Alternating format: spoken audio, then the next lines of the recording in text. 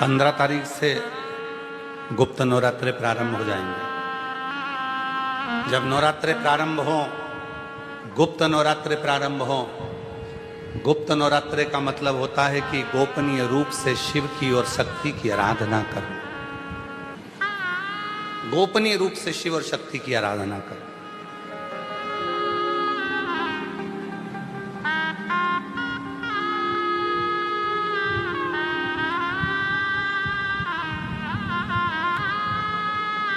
एकांत में बैठकर कहीं मत जाओ। तुम्हारा मन करे गुप्त नवरात्रे में 24 घंटे में से अगर 5 मिनट निकाल लो और 5 मिनट बैठकर कुछ मत करो। अपने हाथ में भी अगर एक गुप्त रुपया, कोई सिक्का, 1, 2, 5, 10 जो भी सिक्का तुम्हारे पास में हो, चांदी का हो या 1 रुपया का हो या सोने का हो या हीरे का हो, जो भी हो तुम्हारी मर्जी, या अपना ये रुपया जो आप लोग आरती में चढ़ाती हो, कोई सा भी 1 रुपया अपने हाथ में रखकर बेलपत्र के साथ अगर प्रतिदिन शिव के मंत्र का जाप करती हो और माँ आदिशक्ति के नाम का एक दीपक शिव के मंदिर में अगर लगा देती हो या देवी के मंदिर में शिव के नाम का दीपक लगा देती हो और वो रुपया, वो बेलपत्र 9 दिन तक अपने हाथ में रोज रखना है। 5 मिनट रखो, 2 मिनट रखो और उस रुपए और बेलपत्र को अपने पास रखो। 9वां दिन पूर्ण हो, बेलपत्र शिव को समर्पित कर दो और वो रुपया शिव जी को स्पर्श कराकर वापिस अपने हाथ में लेकर अपनी अलमारी में या तिजोरी में रखो। वो गोपनीय गुप्त नवरात्रे आपकी जीवन में ऐसी संपदा देता है कि जीवन में वैभव की कमी नहीं। शिव और शक्ति, इन दोनों की साधना, उन दोनों की साधना। गुप्त नवरात्रे ये नहीं कर सकते तो थोड़े से अनार का रस या अनार के दाने, थोड़े से 2-4 दाने प्रतिदिन अनार के दाने 2-4 अपनी माता रानी के, शिव के स्मरण में, अपना घर का जो मंदिर हो जिसमें भगवान बैठे हों, तुम्हारे घर के मंदिर में जो भी भगवान बैठे हैं, अगर 9 दिन तक लगातार अनार के 2-4 दाने का भी आप रोज माता रानी को अगर भोग लगाती हो और उस अनार के दाने का या शिव को भोग लगाते हो, उस अनार के दाने का घर के जितने सदस्य 1-1 दाना अनार का सब खा लें। शरीर में रोग कैसा भी हो वो रोग समाप्त होकर ही रहता है। गुप्त नवरात्रे शिव और शक्ति की आराधना के होते। शिव और शक्ति, शिव और शक्ति की आराधना, शिव को भजने के। बाबा बाबा सब कहे और माता कहे न को, एक बार जो माता कहे सो काशी में हो। जो माँ का स्मरण शिव के सामने करे और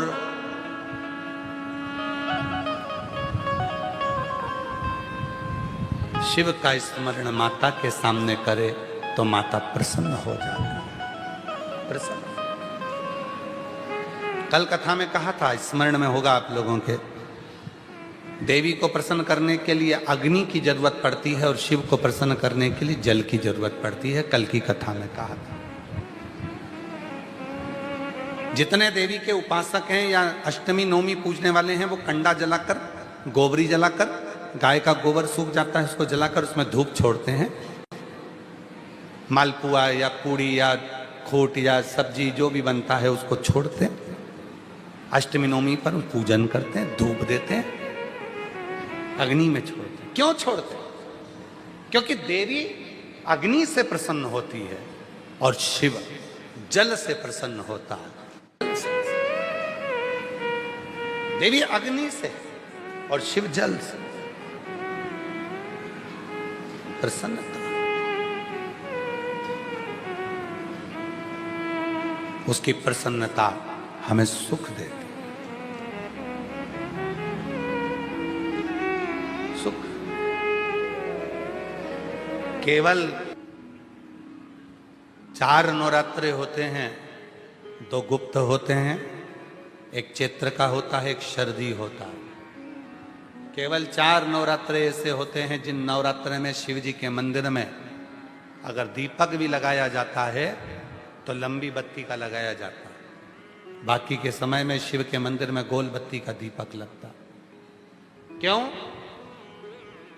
कहते हैं 64 योगनियां, आपको पहले भी कहा था, आज फिर अच्छे से समझ लीजिए। ये शिवलिंग है, ये जलाधारी है, ये पानी बहता है, बीच में अशोक सुंदरी है, राइट में गणेश जी हैं, लेफ्ट में कार्तिकेय हैं। शिवलिंग के ऊपर जो जल टपकता रहता है वो शिव जी की 5 लड़कियां जया, विषहरा, शामलीबारी, दौतली, देव है। ये पीठिका पार्वती जी का हस्तकमल, ये पीठिका पार्वती जी का हस्तकमल। इस पीठिका के नीचे जितना मोटा भाग रहता है, शिवलिंग जहां रखा है उस पीठिका का जितना मोटा भाग, जहां से पानी नीचे गिरता है, जितना मोटा भाग होता है, इतने पूरे मोटे भाग में मां आद्य शक्ति के 64 योगनियां यहां पर विराजमान होती है। जब हम जल समर्पित कर कर लंबी बत्ती का दीपक नवरात्रे में लगाते हैं तो जो 64 योगनियों की जो शक्ति है, 64 योगनियों का जो फल है, देवी की आराधना और साधना का जो फल है, भले हमने व्रत करा नहीं करा, भले हमने पूजन करी नहीं करी, भले हम नवरात्रे में कोई व्रत साधना तप नहीं कर पाए, कोई बात नहीं, पर जिसने शिव को जल चढ़ाया, ये जल बहकर यहां से निकलेगा, वहीं पर सम्मुख में शिव के लंबी बत्ती का घी का यदि दीपक लगाया, और कितना दीपक, दीपक कैसा, तो कहा जब हम शिव को नवरात्रे में केवल दिया लगाने के लिए जाते हैं, लंबी बत्ती होती है तो उस दिए के अंदर घी को ज्यादा नहीं भरा जाता, केवल बत्ती को डुबोया जाता है और उस दिए में रखा जाता है, जलाया जाता है। शिव और वो 64 योगनियां जो यहां विराज रही हैं, यहां शिवलिंग, मां आदिशक्ति दुर्गा भवानी, गणेश जी, कार्तिकेय, अशोक सुंदरी, शिव जी की 5 लड़कियां और ये 64 योगनियां, और 64 योगनियों के बाद में ये जल बहकर जाता है जितनी दूर तक, यहाँ 33 कोटि देवताओं का स्थान होता है। इसलिए हम जब लंबी बत्ती का दीपक लगाते हैं जल चढ़ाकर नवरात्रे में, तो शिव की आद्य शक्तियां हमको सुख प्रदान करना प्रारंभ कर देती हैं और हमारे भंडार में कोई कमी नहीं होने, वो भंडार की कमी को दूर।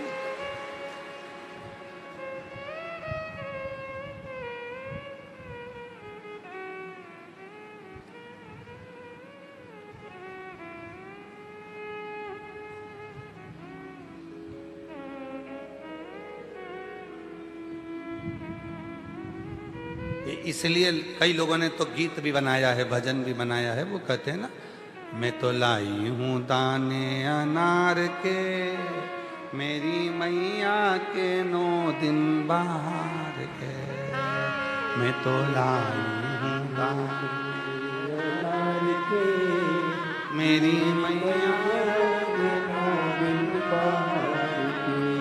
माँ आद्य शक्ति की आराधना साधना के साथ शिव की साधना हो तो वो बल देती, वो बल। जगत जननी जगदम्बा को प्रसन्न करने के लिए, मातृ शक्ति जगत जननी जगदम्बा अम्बा को प्रसन्न करने के लिए और भगवान देव अधिदेव महादेव को प्रसन्न करने के लिए, दोनों को प्रसन्न करने के लिए अलग अलग क्रम बनाए और दोनों के क्रम बिल्कुल अलग। शक्ति को प्रसन्न करना है माँ दुर्गा भवानी को प्रसन्न करना है तो अग्नि के माध्यम से माँ आद्य शक्ति दुर्गा भवानी प्रसन्न हो जाती है, अग्नि के माध्यम से। इसलिए जब अष्टमी की तिथि होती है, नवमी तिथि होती है, सप्तमी तिथि होती है, अष्टमी तिथि होती है, नवमी तिथि होती है, ये सारी जो तिथियां होती हैं, इन सारी तिथियों में हम माता रानी को थोड़ी अग्नि जलाकर धूप छोड़ते।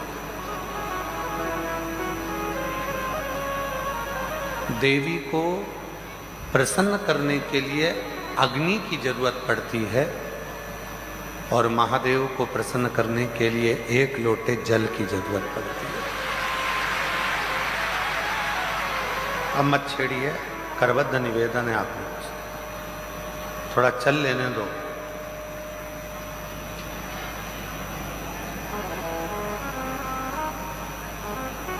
देवी को प्रसन्न करना है तो अग्नि की जरूरत पड़ेगी।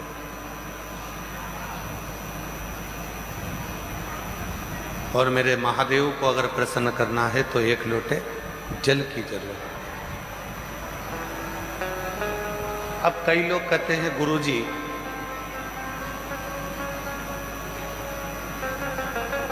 शिव और शक्ति दोनों को ही प्रसन्न करना है और तुरंत कोई ऐसी जगह बता दो जहां पर शिव और शक्ति एक साथ प्रकट होकर प्रसन्न होकर हम पर करुणा करना प्रारंभ कर दें, तो वो स्थान कौन सा हो सकता है? तो शिव महापुराण में उमा संहिता में एक स्थान ऐसा बताया, बेलपत्र का वृक्ष, उस बेलपत्र के वृक्ष के नीचे जब जल चढ़ाकर हम दीपक प्रज्वलित करते हैं, लंबी बत्ती का, कौन सी बत्ती का? वो रुई की जो लंबी बत्ती होती है, उसको घी में डुबोकर हम दीपक प्रकट करते हैं। उस समय पर शिव और शक्ति दोनों ही प्रसन्न होकर हमें वर प्रदान करना प्रारंभ करते हैं। दोनों। अब दीप किसके लिए लगाया तुमने? शक्ति के लिए। जल किसके लिए चढ़ाया आपने? देवाधिदेव महादेव। दोनों को प्रसन्न कर। और देवी को जब कोई दीप लगता है, कुल देवी को, माँ आद्य शक्ति जगत जननी जगदम्बा दुर्गा भवानी को, माँ वीणा वादनी को, माँ शारदा को, माँ संतोषी को, माँ लक्ष्मी को, माँ जगत जननी दुर्गा भवानी को, कोई भी माता को यदि दीपक लगाया जाता है तो वो बत्ती गोल नहीं होती, वो फूल बत्ती का नहीं होता।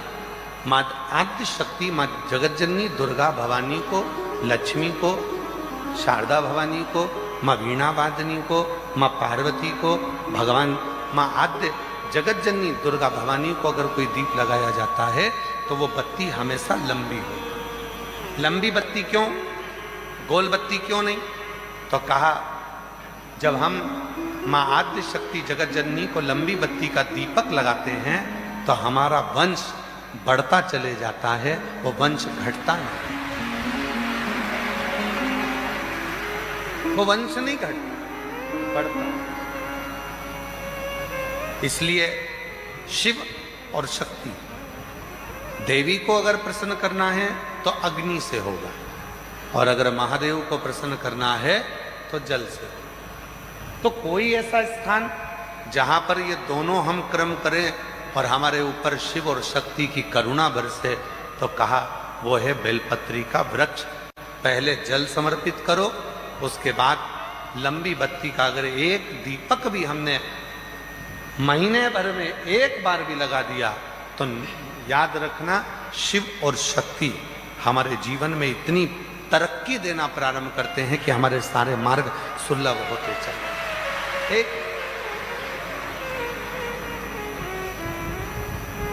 और मैंने तेरे ही भरोसे बाबा, तेरे ही भरोसे हवा बिच उड़ती जागी बाबा,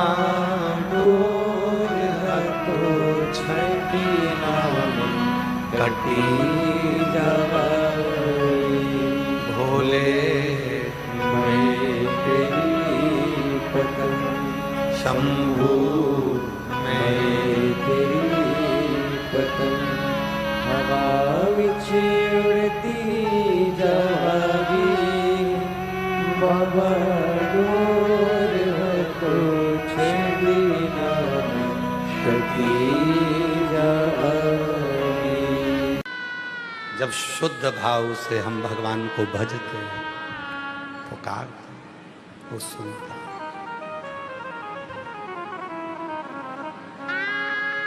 कल हम जब आरती करे कुबेरेश्वर बाबा की, और आरती कर कर जब सबसे बाबा का विनय कर रहे थे, निवेदन कर रहे थे, हाथ जोड़कर सबसे मिल रहे, कई भक्त आवाज लगा रहे थे, बाबा बाबा बाबा महादेव, बाबा महादेव। जब हम वापिस आए तो एक व्यक्ति ने पूछा कि लोग आपको आवाज लगा रहे थे बाबा बाबा महादेव,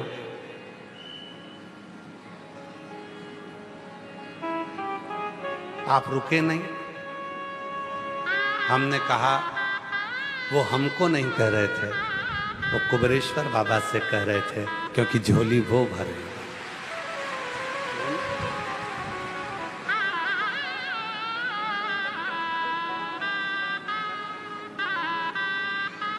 तो कहा वो तो आपको देखकर चिल्ला रहे थे। हमने कहा नहीं नहीं, वो शिव के भक्त हैं ना, इसलिए हर एक में शिव को देखते हैं, इसलिए आवाज लगा रहे थे बाबा बाबा महादेव, ओ महादेव, ओ बाबा। आवाज जब लगाई जाए वो शिव स्वीकार।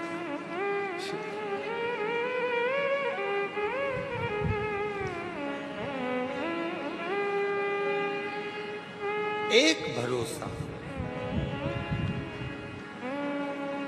तुमरुका जी ने कहा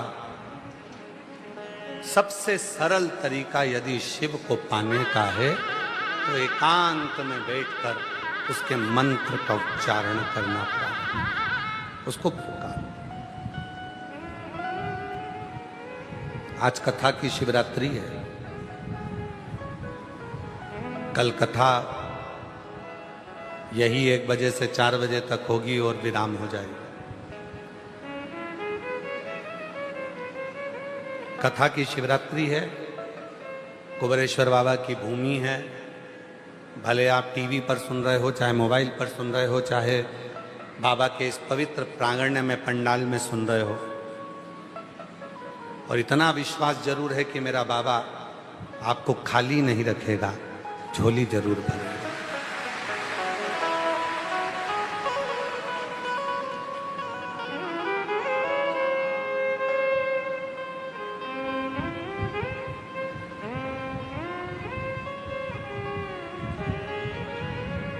बस इस मन को भटकने से रोक दो।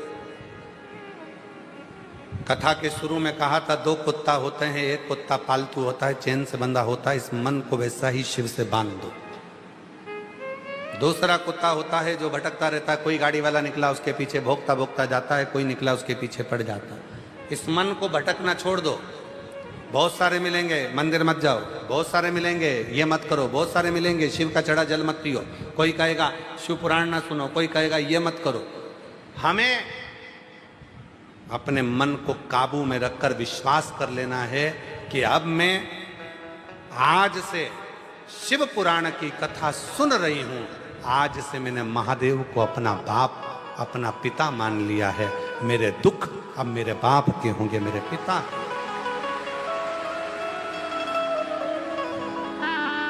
घर में चढ़ाऊं, चाहे मंदिर में चढ़ाऊं, चाहे बेलपत्र के पेड़ के नीचे चढ़ाऊं, चाहे शमी के पेड़ के नीचे चढ़ाऊं पर एक लोटा जल चढ़ाऊंगी और मेरे बाबा को मैं रिझाऊंगी। और अब जो देगा,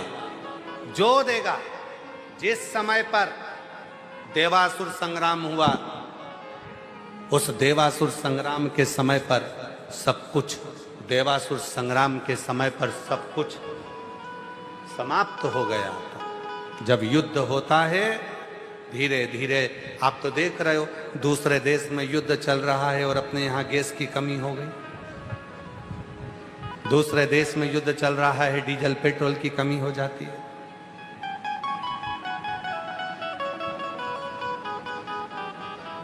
जरा विचार करो कि जब इतना सा युद्ध पृथ्वी पर हुआ तो हर चीज की कमी पड़ने लगी, और देवासुर संग्राम हुआ था, सब कुछ समाप्त हो गया था, इंद्र का खजाना लुट गया था, सब समाप्त हो गया।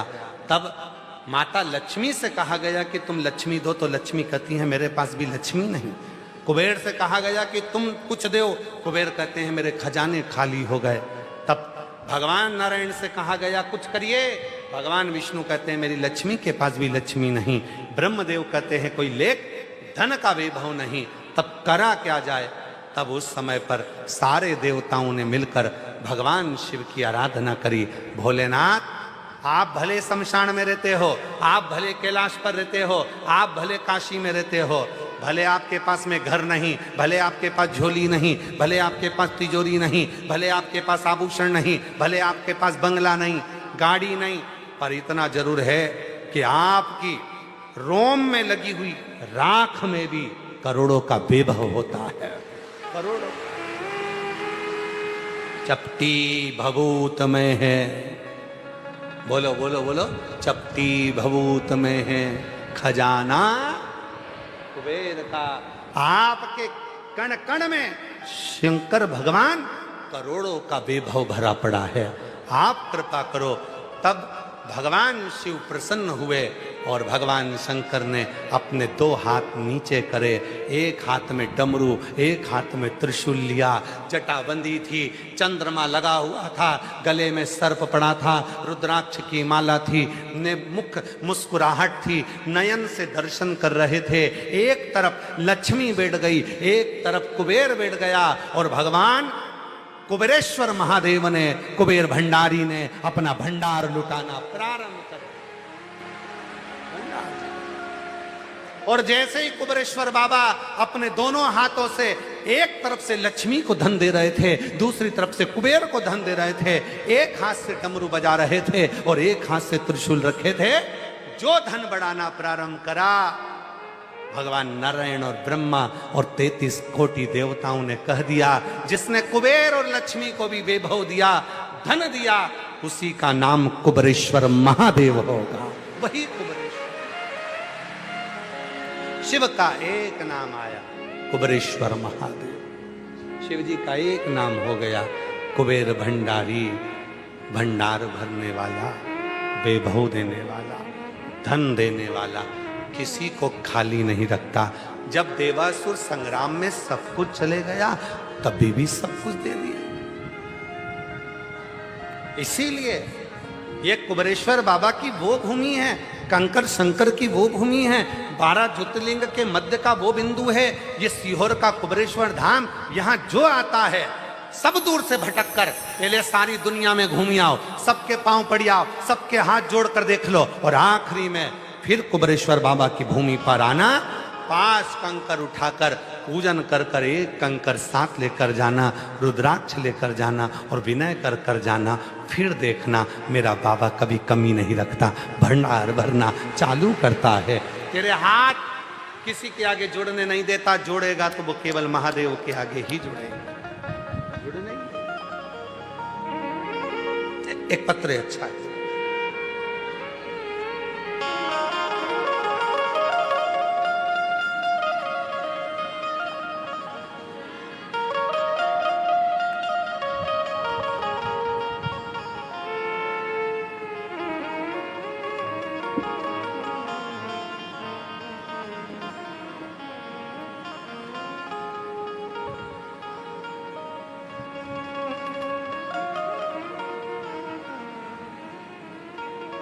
बिंदी का कागज है, अब जो मिल जाए।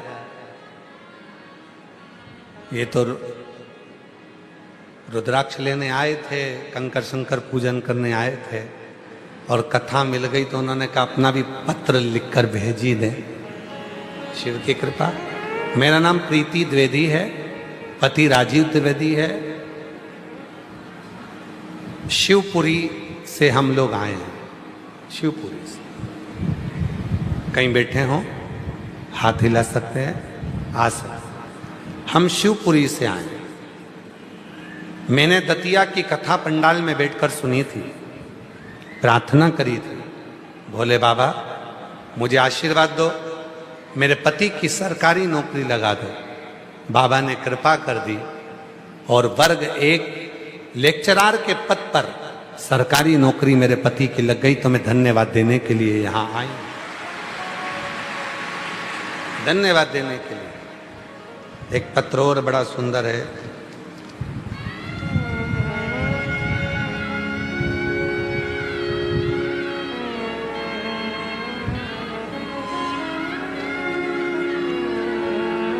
मैं सुनीता रघुवंशी, शिवधाम, गामाखर, तहसील गंज बासोदा, जिला विदिशा, मध्य प्रदेश की रहने वाली हूँ।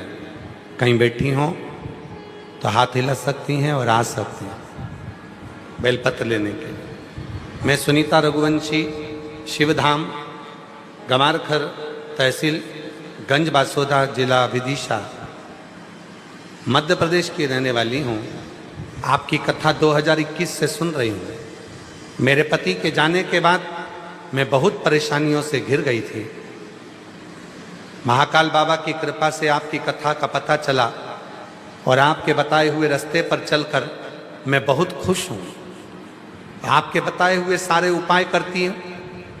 2025 में मेरे बेटे निमित्त रघुवंशी की नौकरी बाबा की कृपा से ही लगी। बहुत दुखी थी, पति चले गए थे, कोई साधन नहीं था, बच्चा आंखों से आंसू बहाता था। मैं उससे कहती थी सियोर वाला बाबा कहता है थोड़ा कष्ट आया है पर मिटावेगा वही। मैंने पहले तो मैं डरी कि पशुपति व्रत में कैसे करूं। कई माताएं कहती थी कि तुम पशुपति व्रत नहीं कर सकती, पति नहीं है। पर एक दिन आपने शिव पुराण की कथा में कह दिया था कि संसार की सारे मनुष्य का एक पति है और वो पशुपतिनाथ भगवान शिव है। वो पशुओं का भी पति है, गंधर्वों का भी पति है, अप्सराओं का भी पति है, किन्नरों का भी पति है, मनुष्य का भी पति है और देवों के देव का भी पति है। वो देव पति है, उसका नाम शिव है। गई कि अब मैं भी पशुपति व्रत करूंगी। मैंने पशुपतिनाथ